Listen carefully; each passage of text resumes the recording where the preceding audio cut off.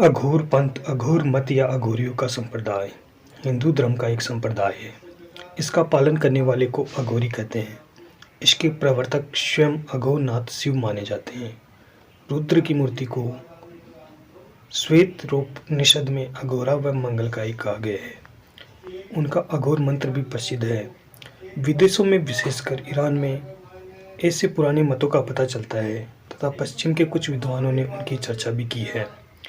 Henry Balfour की खोजों से विदित हुआ है कि इस पंथ में अनुयायी अपने मत को गुरु गोरखनाथ द्वारा प्रवर्तित मानते हैं, किंतु इसकी प्रमुख प्रचारक मोतीनाथ हुए हैं, जिनके विषय में अभी तक पता नहीं चल सका है। इसकी 3 शाखाएं ओगर, सरभंगी तथा गूर्य नामों से प्रसिद्ध है, जिनमें से पहले कल्लू सिंह कालूराम हुए, जो बाबा किनाराम के गुरु थे। कुछ लोग इस पंथ को गुरु गोरखनाथ के पहले प्रचलित बताते हैं। इसका संबंध शैव मत के पाशुपत अथवा कालामुख संप्रदाय से जोड़ते हैं। बाबा किन्नाराम अघोरी वर्तमान बनारस जिले में रामगढ़ में उत्पन्न हुए थे और बाल्यकाल से वे विरक्त भाव में रहते थे। इन्होंने पहले बाबा शिवाराम वैष्णव से दीक्षा ली, फिर वे गिरनार के किसी महात्मा द्वारा प्रभावित हो गए। उस महात्मा को प्राय दत्तात्रेय समझा जाता है, जिनकी ओर उन्होंने स्वयं भी कुछ संकेत दिए हैं। अंत में ये काशी के बाबा कालूराम के शिष्य हो गए।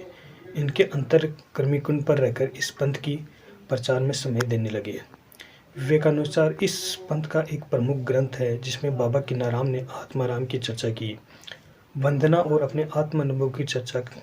इसके अनुसार सत्य और निरंजन है, जो सर्वत्र व्यापक है, व्यापक रूपों में वर्तमान है, जिसका अस्तित्व सहज रूप है।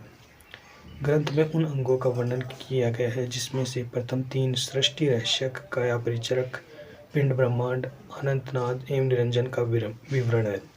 अगले 3 में योग, साधना, निरालंबन की स्थिति, आत्मविचार, सहज समाधि आदि की चर्चा की गई है तथा शेष 2 संपूर्ण विश्व के आत्मस्वरूप होने और आत्मस्थिति के लिए दया, विवेक आदि के अनुसार चलने में इस विषय को कहा गया है।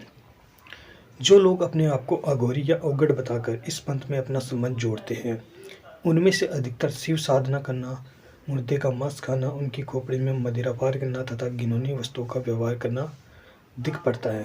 कदाचित कपाल पालिकाओं का प्रभाव, इनके मदिरा आदि सेवन का संबंध गुरु दत्तात्रेय के साथ जोड़ा जाता है, जिनका मदकलश के साथ उत्पन्न होना भी कहा गया है। अघोरी कुछ बातों में उन बेकन फटे जोगी ओगड़ों से मिलते जुलते हैं, जो नागपंथ के प्रारंभिक साधुओं में गिरे जाते हैं, जिनका अघोर पंथ के साथ कोई भी संबंध नहीं है। इनकी निर्वाणी और गृहस्थ दोनों ही होते हैं। इनकी वेशभूषा में सादे अथवा रंगीन कपड़े होने का कड़ा नियम नहीं है। अघोरियों के सिर पर जटा, गले में स्फटिक माला तथा कमर में घाघरा आदि, हाथ में त्रिशूल रहता है, जिससे दर्शकों को भय लगा रहता है। अघोर पंथ की घूर नाम की शाखा के प्रचार क्षेत्र का पता नहीं चला। सरभंगी शाखा का अस्तित्व विशेषकर चंपारण जिले में दिखता है, जहाँ पर बिनकराम, टेकराम, साधारण बाबा या बालखंड बाबा जैसे कई अनेक आचार्य हो चुके।